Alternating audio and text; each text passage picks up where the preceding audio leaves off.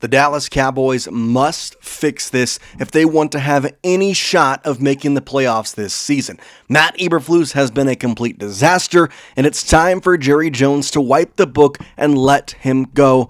But is that even going to be a possibility? We tell you in today's show. Welcome into Cowboys Digest, everybody. I'm Jace Andrews. I appreciate you tuning in to today's show. Yesterday was abysmal, I'm not going to lie. I couldn't even make a video because I was that frustrated at that game. I have to kind of collect my thoughts here and kind of describe to you what Matt Eberflus has done to this team and what must be done to fix it. Before that, though, we are closing in on 8,000 subscribers. I'd really appreciate it if we could hit that within the next couple days. We are legit 101 away. If you are watching this right now, looking for Cowboys content, or have been watching this show for a bit, but have yet to hit that subscribe button, please, my friend, do it today. I would really appreciate it. Let's talk about Matt Eberflus, because there was a lot of talk this offseason about the coaching hires that Jerry Jones made. Brian Schottenheimer got a lot of the slack, to be honest, but overall, I don't have too much of a problem with him. Matt Eberflus got hired, and there was mixed opinions because he was a good defensive coordinator before his tenure with the Chicago Bears. But he is not that with the Dallas Cowboys. He's not.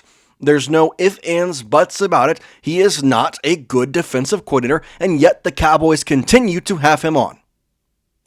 Why?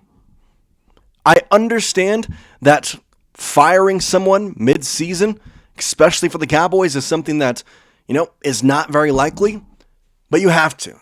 You really do. There's headlines being out. Jerry Jones yesterday, loves the media, did not answer a question. There is a frustration factor in all of this that I'm not going to say it's going to rear its ugly head and Eberflus is going to be fired this week, but this cannot continue because otherwise the Cowboys will make a change at the defensive coordinator for the first time in season since 2010. Let's look at some stats and kind of talk about this game. First of all, I want to talk about this play real quick because it's going viral all across Twitter, social media. It's a 4th down and 3, and both the quarterbacks are playing, 5-6 yards off the ball. However, a lot of times people are going to look at this play and blame the quarterbacks. And while I do, if you watch this play out, the linebackers are supposed to drop back in coverage and cover any sort of slants. For Deron Bland down low, or whichever is Trevon, I don't know which one. Maybe it might be Donovan Wilson. Either way, for the secondary player down low, I don't see that big of a problem because if he slants, then you have a cornerback that can kind of come over and pick that. Kenneth Murray Jr., though, did not go back on the other side of the field, which allowed for an easy pass. But either way, I think he should be playing press coverage on a 3-yard 4th down or a 3rd down, whatever, 4th down, correct? But that cannot happen. That cannot happen. The Cowboys losing to a Carolina Panthers team that, quite frankly, is not good whatsoever, and maybe they've been shown here and there that they've have put some stuff on. They're not. Bryce Young is not a good quarterback. This offense should not be that good. And Rico Dowdle, they weren't strapped up. I guess he had it right. Here is the Dallas Cowboys defense in their ranks through 5 weeks. 30.8 points per game. That's the 29th worst in the National Football League. 412 yards allowed per game. 32nd worst in the NFL. 6.1 yards per play. That's 30th in the NFL. 54.93%, almost 55% of the time on defense against you, they convert on 3rd down. That's worst in the NFL. 65% red zone scoring, 24th, 3.6 touchdowns allowed per game. That is 30th. I don't know what else to say besides this needs to change. Yes, there's DeMarvion Overshown. Yes, there's Siobhan Rebel Jr., but Siobhan Rebel Jr. is a rookie. You can't put that much pressure on him. DeMarvion Overshown is a great linebacker, but your linebacker core right now stinks. It's not just one. It's even Shamar James, who had a great week last week, did not play well this week. Jack Sanborn's got a concussion. I mean, this is not a good team on defense. So I think the question must be asked, who's to blame? Is it Matt Eberflus? Is it the players? What do we do? Well, Brian Schottenheimer talked about it and kind of talked about his defensive coordinator. He said, quote, "Matt's a great coach everywhere he's been. He's had good defenses. It's not just Matt by himself. Matt's trying. The players are trying. This is not a lack of effort," end quote. Okay, so Schottenheimer is like there's not a lack of effort. It's a lack of everybody. Just to put this in perspective, Todd Archer of ESPN, who wrote a whole article, I know he covers the Cowboys, but wrote a whole article on how bad Matt Eberflus has been, said, quote, according to ESPN research, the Cowboys are the 7th team in the Super Bowl era to score 175 or more points and allow 175 more points in the first 6 games of a season. Only one of the 7 teams finished better than 8-8. That was the 2021 Chiefs, who of course lost to the Bengals en route to the Bengals Super Bowl appearance. This is not exactly the greatest thing. And there is blame to be pushed around, but I don't know who to put it on. Like, is it the players? Is it the coaches? I want to ask you. Maybe it's not as much Eberflus' fault as we think, but watching the games, I think it's a little bit of both, but let me know. Is the defensive struggle more on the player side of things, or is it on the coaches? Is it on Matt Eberflus to fix this?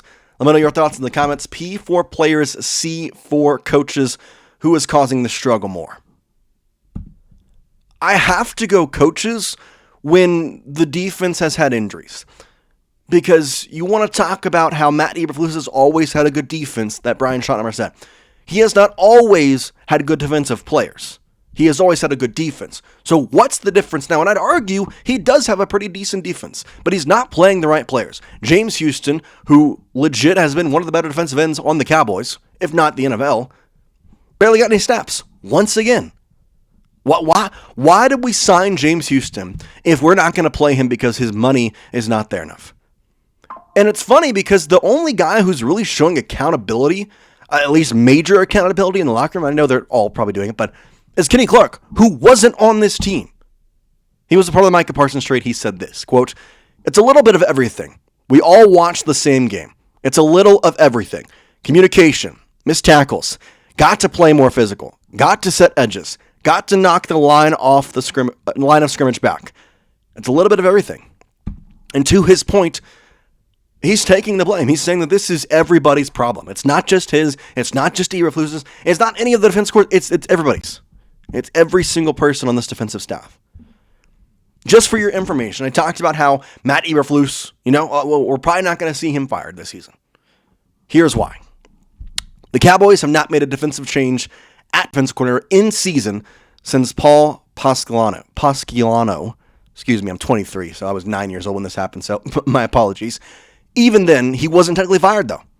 Instead, Jerry Jones fired head coach Wade Phillips and took play calling duties away from Pasqualani while promoting Jason Garrett from offensive coordinator to head coach, end quote. So let's go with this. The Cowboys are not going to fire Matt Eberflus, at least mid-season. But if anything from that, we could say that maybe he could take the play calling abilities away. Now, that would be a severe thing given that Brian Schottenheimer has consistently preached that Matt Eberflus is a good defensive coordinator. Matt Eberflus, though, or Brian Schottenheimer, I should say, is a first-year head coach. If Jerry Jones says something, it's probably going to go. And, of course, for getting all my names mixed up. For Brian Schottenheimer, he can say all the right stuff in the media, but what's happening behind the scenes, we don't know. Here's the entire defensive staff. Darian Thompson got a lot of slack yesterday. He's not a good secondary coach, and we have heard his name in the past for also bad reasons. Tenzel Smart has been here for just a year, so not going to be with that. I'm looking at guys who have a majority of experience. And a couple of guys come up to me, and the biggest one is the linebackers coach, and David Baronzi. But the problem is the linebacker group is one of the problems on this team. I mean, if you want to go to anyone who's maybe doing the right thing, it's Aaron Whitescott, the defensive line coach, because the line has been, granted there's been some problems, but it's been doing well. Aaron Curtis, the defensive coordinator, or defensive passing game coordinator, Cowboys have allowed a ton of passing yards. I mean, none of these guys scream to me like, oh, you have experience and your side of the ball is doing good, which is credit to the fact that this team has many problems on defense. It's not just one thing to fix, and it's not just one player who's going to come in here and fix. So I really don't know what the options are at hand, because trust me, I want to sit here and say that Matt Eberflus being fired would help this team. I do. But the only thing I think it does is just reinvigorate them because the players have a lot of problems themselves. And do I think Matt Eberflus lasts beyond this season if this continues? Not a chance. But I do think they're going to get him through the season, and they're going to continue to give him shots because there has been injuries. There has been things, but this has got to be fixed. You cannot be giving up that amount of points to a Panthers team that has shown nothing to be this good. Shown nothing. That's what I put to the jury. Let me know your thoughts in the comment section. Do you believe Matt Eberflus should be fired? Do you think he should be fired mid-season? Do you think there's somebody we can go out and get? I mean, that's the kind of the question you also have to answer is if they do fire him, are they going to go out and get somebody better? I really don't know. Mike Zimmer? Like, woohoo? That worked out so well last time. Like, no. Let me know your thoughts in the comments section. I appreciate you listening to my rant in this video. We'll have another video out today talking about extension candidates and a couple other things if any more news arises. There's also some injury reports we'll talk about on some shorts. So make sure you stick around. Make sure you're checking out all the content, live, shorts, these videos. And we'll see you next time here on Cowboys Digest, everybody. Peace out.